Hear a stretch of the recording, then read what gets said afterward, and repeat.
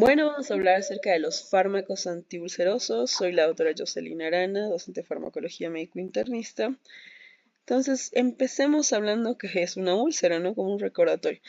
Las úlceras a nivel gastrointestinal, pues van a ser lesiones crónicas, generalmente dolorosas, ya caracterizadas por ser una llaga, ya sea circular o ovalada, que aparece en el lugar donde existe una erosión, tanto de la mucosa gástrica como de la mucosa duodenal. Esto debido a que existe una alteración de los factores protectores o defensivos de la mucosa gástrica. ¿Ok?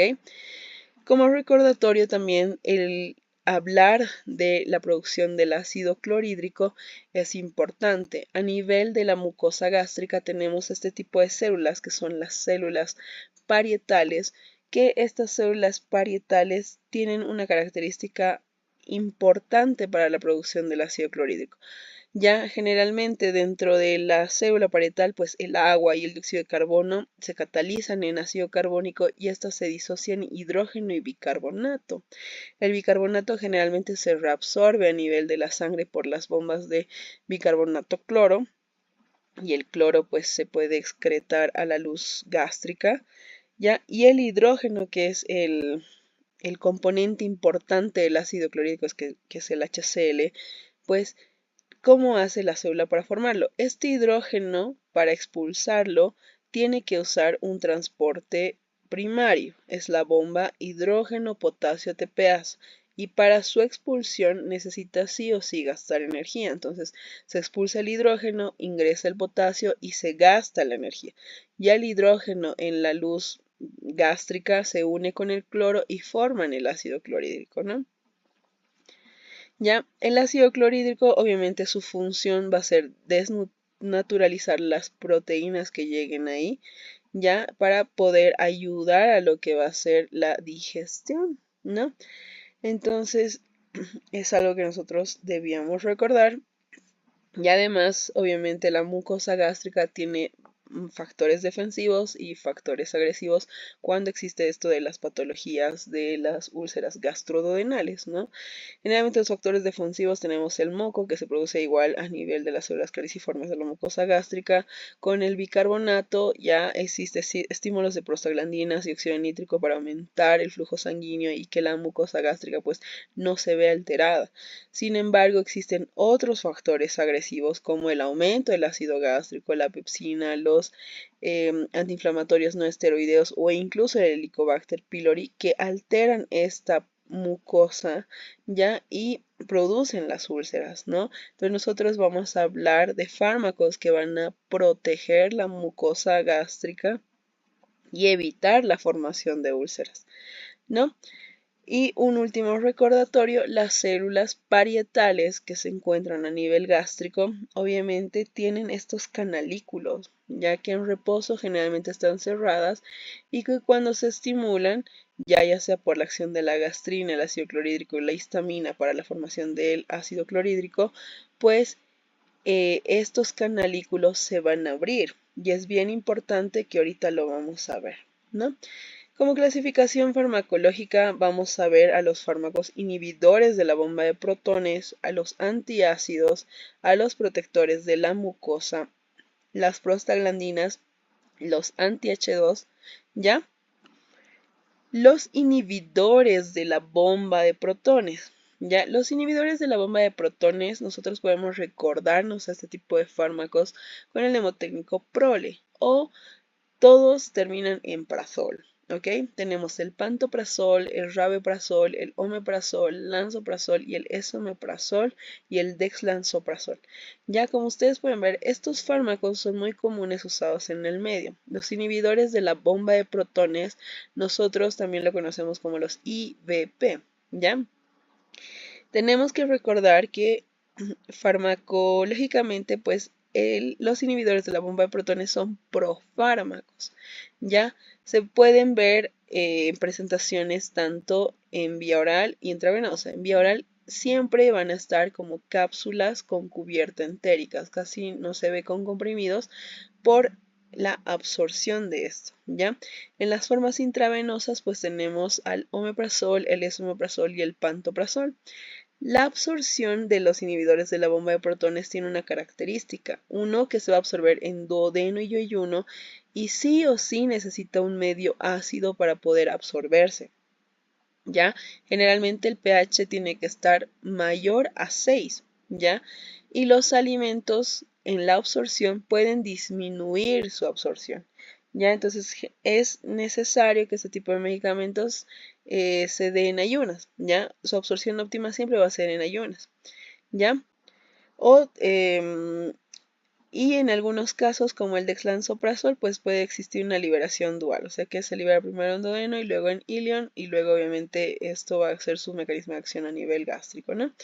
La distribución de este tipo de fármacos es igual muy importante, ya que este fármaco llega por difusión pasiva, ¿ya? O sea, llega a la sangre, de la sangre va hasta a nivel gástrico y se une justamente a lo que les hablaba de los canalículos de las células parietales, que esto tiene que convertir ya al IBP, o sea, a cualquiera de estos, en la sulfenamida, que es un metabolito activo.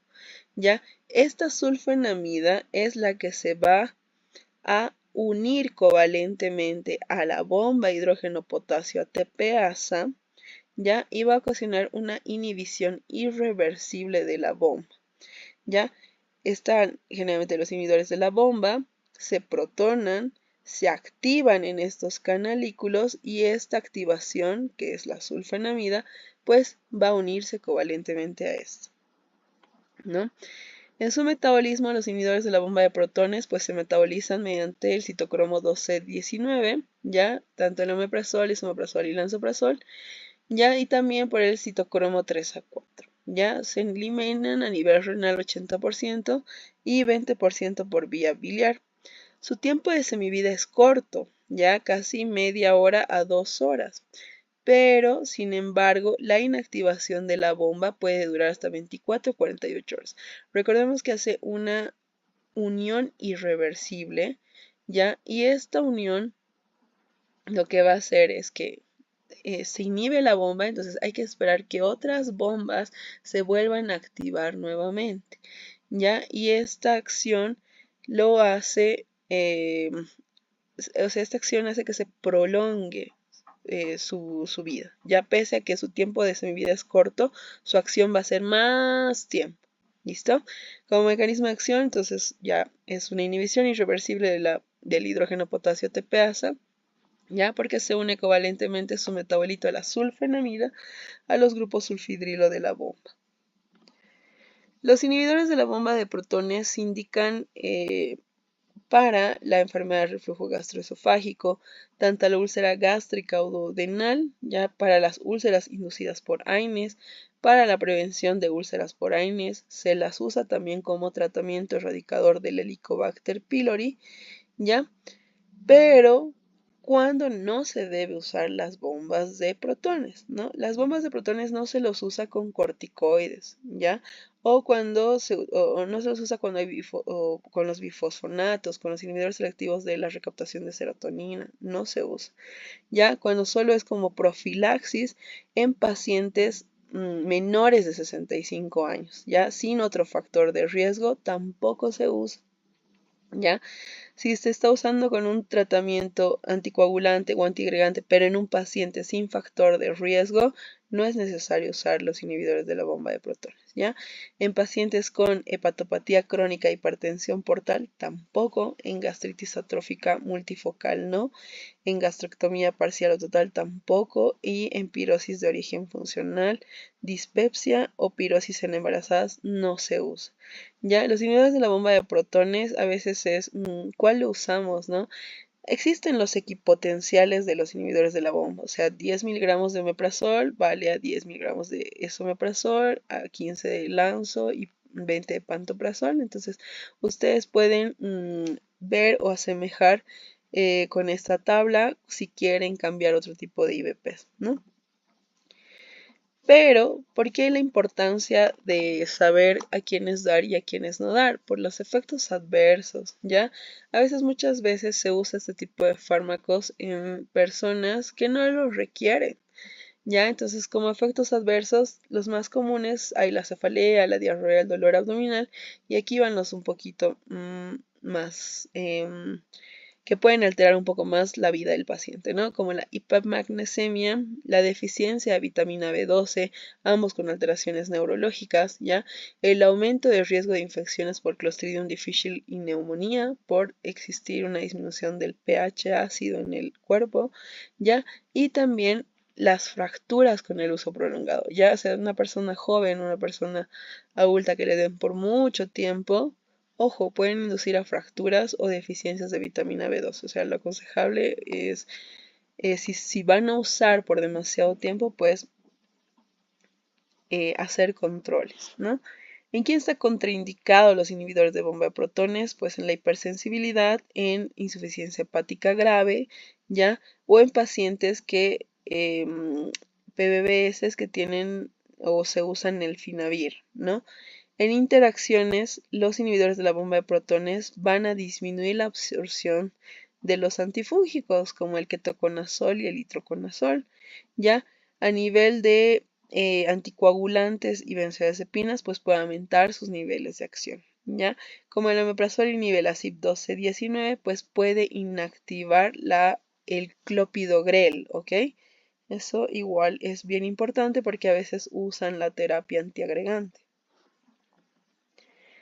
En las antagonistas H2, ya aquí entrando otro tipo de fármacos, recordemos que el receptor H2 ya se va a encontrar igual a nivel de la célula parietal, ¿ya?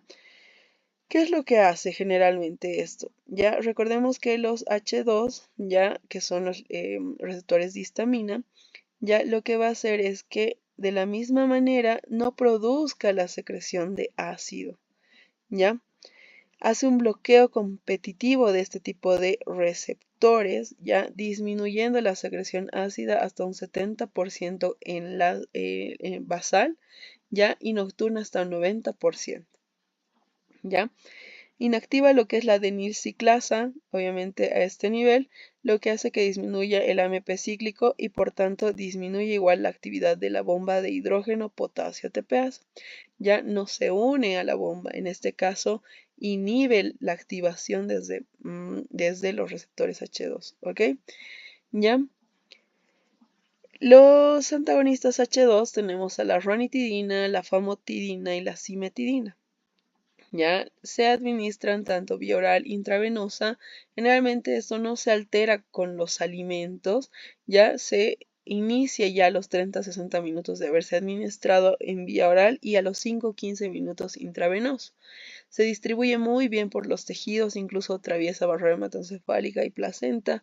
Se metaboliza a nivel hepático. La cimetidina, sin embargo, sí inhibe el citocromo 450 y se excreta a nivel renal. Su tiempo de semivida de 2 a 4 horas y su efecto antisecretor puede durar hasta 6 a 12 horas. Ya este es como el antisecretor un poco más potente. Pero sin embargo, de estos fármacos que estábamos hablando, la ranitidina ya no se usa. Ya en nuestro medio ya hay un comunicado que no se lo usa, ya porque produce la N-nitroxidometilamina, ¿ya? Los antagonistas H2, ¿en qué está indicado? Al igual que los inhibidores de la bomba de protones, están indicados en la úlcera gástrica, en la úlcera duodenal, ya sea como tratamiento de prevención y tratamiento. En la enfermedad de reflujo gastroesofágica es una alternativa del síndrome Zollinger-Ellison, la hipersecreción gástrica, o en profilaxis igual por úlceras de estrés, dispepsia funcional, y en algunos casos igual se lo usaba como prevención de aspiración post-anestesia, ¿no? Pero a diferencia de los IBPs, los efectos adversos son gastrointestinales, endocrinos, neurológicos, hematológicos y hepáticos. Gastrointestinales como náuseas, vómitos, diarrea o estreñimiento, y endocrinos, ya que pueden tener un efecto antiandrogénico, ¿ya? Y aumentar los receptores o aumentar la prolactina generalmente, ¿ya? Ocasionando lo que es una ginecomastia en varones y una galactorrea en mujeres. Incluso puede disminuir el líbido y puede existir una impotencia sexual. ¿ya? A nivel neurológico, pues en ancianos, pacientes críticos, ya pacientes con insuficiencia renal, insuficiencia hepática, puede existir mayor confusión o somnolencia. Ya hematológicos es un poco raro, pero puede existir trombocitopenia, leucopenia o anemia plástica. Y a nivel hepático, pues puede aumentar las transaminasas y a nivel renal incluso puede aumentar la creatinina. Ya está contraindicado en hipersensibilidad, ya en insuficiencia renal o hepática, en pacientes ancianos, en embarazo y lactancia. Los H2 sí tienen más interacciones. Con la warfarina aumentan sangrado, con la fenitoína mayor toxicidad neurológica, con la teofilina arritmias, convulsiones, lidocaína, cardiotoxicidad, benzodiazepina, sedación excesiva, propanolol, metoprolol, bradicardias, ¿no? Con la quinidina puede prolongar el QT y con la ciclosporina, pues mayor nefrotoxicidad. Ahora, otro tipo de fármacos, los fármacos protectores de la mucosa gástrica. A diferencia de los IBPs y los antagonistas H2, este tipo de fármacos que protegen la mucosa es, uno, generar una barrera protectora. Esa es su función, ¿ya? Además de inhibir la pepsina y las sales biliares y, obviamente, estimular los factores defensivos. Ese es su mecanismo de acción. ¿Cómo hace la barrera protectora? Generalmente, pues, se va a unir como un gel, ¿ya? A la zona de la mucosa gástrica, ¿ya? Ahora, en la inhibición de la pepsina y sales biliares, pues generalmente disminuye la actividad de la pepsina hasta un 30% y se une estas capas a los ácidos biliares, ¿no? Entonces disminuye su efecto irritante. Ahora, también aumenta ligeramente las prostaglandinas, ¿ya? Y eso hace que aumente más moco y bicarbonato las zonas de la mucosa gástrica, ¿ya? Recordar que este tipo de protectores no van a reducir la secreción ácida, o sea, no son ni antiácidos ni antisecretores, son protectores de la mucosa. ¿Cuáles tenemos aquí? Tenemos el sucralfato, los sales de bismuto y las prostaglandinas, ¿ya? El sucralfato es un complejo de sacarosa, octasulfato e hidróxido de aluminio. Ese es el sucralfato. Ya generalmente actúa en medio ácido, pH menos A4. El misoprostol ya es una prostaglandina, es un análogo de la prostaglandina E1, ya que actúa generalmente en la producción, estimulando la producción de moco y bicarbonato. Y las sales de bismuto, que lo tenemos como el bismuto subsalicilato y el subcitrato de bismuto, que igual van a ayudar a la protección de la mucosa gástrica, ¿no? Entonces, estos tres lo vamos a ir viendo poco a poco, ¿ya? Los tres generalmente lo usan para úlcera duodenal, ya no tanto gástrica, ¿ya? Pero sí puede usarse también en gastritis erosiva y gastropatía por estrés, ¿ya? Las sales de bismuto, específicamente esto porque estos dos no, ya también se lo va a usar en infección por Helicobacter pylori. Es parte del tratamiento erradicador para este tipo de bacteria y también para diarrea aguda. El misoprostol, que es un análogo de la prostaglandina, también no solo se lo usa como protector de la mucosa gástrica, también algunos lo han usado por ser un fármaco abortivo, ¿ya? ¿Cómo es su farmacocinética? Generalmente estos fármacos se administran vía oral, ¿ya? El verde, que es el sucralfato, pues tiene una absorción mínima en el estómago, su acción es más local, ¿ya? Sí o sí necesita un pH ácido para activarse, ¿ya? Y si usamos el sucralfato con omeprazol o por ejemplo, ranitidina, pues generalmente pierden su eficacia, ¿ya? La distribución generalmente es en la mucosa. El misoprostol es el que se distribuye por todo el cuerpo, ¿ya? El metabolismo, generalmente no se metaboliza esto, ¿ya? Solamente como tiene hidróxido de aluminio el sucralfato, pues a veces una pequeña cantidad de aluminio se puede metabolizar, ¿ya? Y las sales de bismuto sí se metaboliza parcialmente en el hígado. La eliminación, el sucralfato se elimina por las heces, pero sin embargo el aluminio se puede o se elimina por el riñón y el misoprostol por el riñón también. En efectos adversos, ¿qué es lo que vemos? El sucralfato generalmente lo primero que se presenta es estreñimiento. Tienen que recordar que el aluminio ya ocasiona estreñimiento. ¿Listo?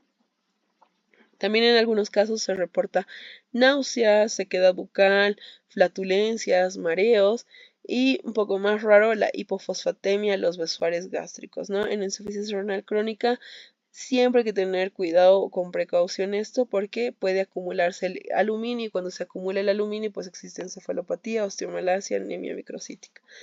El sucralfato no se da en pacientes con insuficiencia renal crónica, no se da por el riesgo de toxicidad de aluminio. Tampoco se da en obstrucción intestinal o ilio por el riesgo de estreñimiento y aumento o empeoramiento de la obstrucción intestinal y obviamente en pacientes con hipersensibilidad, ¿no? El misoprostol. ¿Cuáles son los efectos adversos del misoprostol? Generalmente diarrea, ¿ya? Puede haber dolor abdominal, cólicos, náuseas y flatulencias. Obviamente su efecto uterino puede haber mayor contracción uterina, sangrado vaginal e incluso el aborto, ¿ya? En la parte ginecológica, cuando se usa esto sí ya como un fin abortivo, pues generalmente hay más cefalea, mareo, escalofríos y rara vez puede haber hipotensión o deshidratación por la diarrea que puede existir. ¿Ya? Obviamente esto está contraindicado en una paciente con gastritis y embarazo. No se da. O sea, si hay una paciente embarazada y tiene gastritis, pues no es la opción. ¿Ya? Obviamente en mujeres en edad fértil sin anticoncepción eficaz, ya en enfermedad inflamatoria intestinal activa, en diarreas severas, ya o hipersensibilidad al fármaco. Las sales de bismuto, la característica es que puede formar heces negras o lengua oscura cuando se lo da. Ya esto es importante mencionarle a los pacientes que puede existir esta pigmentación, ¿ya? Obviamente dado por el sulfuro de bismuto, que es el componente de esto, ¿no? Puede ocasionar estreñimiento, ¿ya?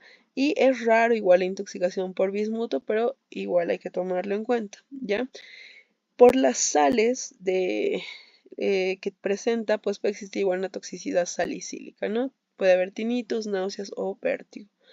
Está contraindicado igual en insuficiencia renal, ya en pacientes que tengan alergia a los salicilatos, como la aspirina, ácido acetilsalicílico, ya en niños o adolescentes que tengan infección viral, puede ocasionar el síndrome de Rey. Ya entonces no se da sales de bismuto para ellos. Embarazo y lactancia tampoco, y tampoco este tipo de sales se puede dar como tratamiento prolongado, o sea, más de 2 meses no se lo da, ya está contraindicado por los riesgos de toxicidad como tal. Ahora, en interacciones de estos fármacos, el sucralfato disminuye la absorción de esta con uso de quinolonas, levofloxacina, ciprofloxacina, tetraciclinas, digoxina, fenitoína, warfarina y levotiroxina pueden disminuir su absorción, ¿ya? Si se usa este tipo de fármacos, lo ideal es separarlos, ¿no? 2 horas antes o después, cualquier medicamento. Con los antiácidos, hemos dicho que disminuye su eficacia. ¿Ya? Con la cimetidina o la ranitidina, pues disminuye igual la acción del sucralfato. Ahora, en el misoprostol, ¿qué es lo que pasa? Con los antiácidos con magnesio, hidróxido magnesio, pues puede aumentar la diarrea. Ya en oxitocina y fármacos uterotónicos, pues van a potenciar el efecto uterino y con los AINES generalmente no tiene interacción. Las sales de bismuto, ya entonces con los anticoagulantes aumentan el sangrado, ya si es que actúa por la warfarina y la heparina, y AINES o la aspirina, pues puede aumentar la gastrolesión o toxicidad salicílica. Con las tetraciclinas disminuye su absorción y con el ácido úrico, pues a veces puede interferir en el test de laboratorio. O sea, ojo con los pacientes con gota porque puede disminuir eso. Los antiácidos, ya el hidróxido de aluminio. Los antiácidos como tal tenemos dos tipos, ya los que son absorbibles y los no absorbibles. Los absorbibles que son a nivel sistémico pues van a estar formados por sales ya que se pueden absorber con facilidad, como el bicarbonato de sodio o el carbonato de calcio. Ya generalmente los que son sistémicos son poco duraderos y puede existir efecto rebote y su acción es rápida. Los no sistémicos, estos son los más usados, ya sales de magnesio, sales de aluminio o magnesio y aluminio en conjunto, pues tienen una absorción poca, ¿no? Su acción es más lenta y duradera, no tiene efecto rebote, ¿ya? Generalmente los antiácidos ya no lo usamos para úlceras, ya lo usamos para dispepsias, lo usamos para enfermedades de reflujo gastroesofágico, gastritis aguda, ya para alivio sintomático de úlcera, pero no es su tratamiento. Ya para profilaxis por lesiones por AINES o síndromes de hipersecretor leve como Zollinger-Ellison o suplementos de calcio en el caso del carbonato de calcio. ¿Ya? ¿Cómo actúa generalmente estos antiácidos? Estas sales que se forman, el aluminio y el magnesio, lo que hacen es elevar el pH en cavidad gástrica, ¿ya? Neutraliza el ácido, las sales como tal, y disminuyen la pepsina, ¿ya? Aquí están los antiácidos y estas sales de aluminio y magnesio se fijan en la pepsina y la inactivan. Y entonces aquí está la mucosa gástrica, o sea, hay varios factores que pueden activar la mucosa gástrica, como los anticolinérgicos o los receptores H2, ya, pero los antiácidos actúan a nivel de la cavidad gástrica. Aquí usan, no interfieren en la mucosa como tal, ya. Se absorben o la absorción generalmente no se absorben, ya que su acción es en la luz gástrica, ya, y 10 al 20% del magnesio, el aluminio, el calcio, el sodio, pues se pueden absorber a este nivel gástrico, ya. Entonces, ojo con los pacientes con insuficiencia renal porque esto se puede acumular. Generalmente no se distribuye, ya su efecto es en la mucosa, no se metaboliza, ya, y la excreción ya depende mucho por los iones. Ya generalmente el aluminio, el magnesio y el calcio pues se van a excretar por vía renal.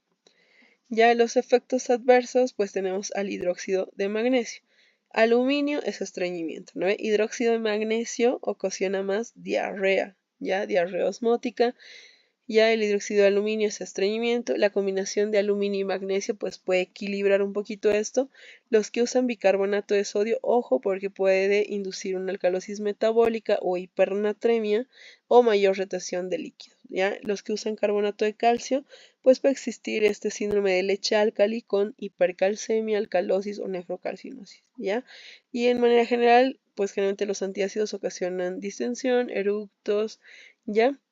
En contraindicaciones, pues los antiácidos no se los da a enfermos renales crónicos, pacientes cirróticos o con insuficiencia cardíaca, peor si se usa el bicarbonato de sodio. Ya en hipercalcemia litasis renal, igual con el carbonato de calcio no se usa, y en obstrucción intestinal no se lo da, peor si se usa aluminio. ¿Ya? Su interacción disminuye la absorción de los antifúngicos, ¿ya? También el hierro, la isoniazida, tetraciclina, fluoroquinolonas, digoxina y levotiroxina, y aumenta su excreción, ¿ya? Del ácido acetilsalicílico fenobarbital, ¿ya? El aluminio y el magnesio generalmente interfieren o quelan a las tetraciclinas y a las fluoroquinolonas. Entonces, sí o sí, ver si es que se está dando levofloxacino o ciprofloxacino, ver los antiácidos, ya, porque lo puede quelar, ya, y en algunos usos de diuréticos, pues puede aumentar su alcalosis, ya. Y por último, tenemos los PCAP. Obviamente estos fármacos ya son no tan nuevos, pero sin embargo en nuestro medio son nuevos. Ya los PCAP son los bloqueadores de ácidos competitivos de potasio. Ya tenemos el vonoprazán. El vonoprazán, a diferencia de los inhibidores de la bomba de protones, que necesitan la activación de su metabolito y que éste se una covalentemente a la bomba de hidrógeno potasio TPasa, los PCAPs son competitivos de la bomba, ya se unen directamente a la bomba, ya lo que hace que al unirse a la bomba pues disminuya la secreción ácida y ya pues altere la producción del ácido gástrico, ¿no? Ya, entonces igual esto se lo puedo usar para las úlceras gástricas, las úlceras pépticas, enfermedades de reflujo gastroesofágico, incluso ya es una alternativa al tratamiento del Helicobacter pylori. Entonces ahí ya se une competitivamente a la bomba de hidrógeno potasio ATPasa, ¿no? Como efectos adversos tenemos el dolor de cabeza, dolor abdominal, reacciones alérgicas podría existir, pero lo único que hay que controlar son los niveles bajos de magnesio, ya como calambres musculares o a veces arritmias cardíacas. En contraindicaciones, pues no se da a mujeres embarazadas y en pacientes con enfermedad hepática e hipersensibilidad. Puede interactuar con algunos anticoagulantes como la warfarina o aumentar el riesgo de sangrado y con algunos antifúngicos como los otros pueden disminuir su absorción, tanto con el ketoconazol, el itraconazol, ya hay otros medicamentos para reducir el ácido, digamos si es que solo usara con IVPs, a veces puede reducir su eficacia del vonoprazan. ¿No? Entonces eso es el tema de fármacos antiulcerosos. Espero que haya sido de su provecho y obviamente hay que seguir estudiando y aprendiendo de los fármacos. Gracias.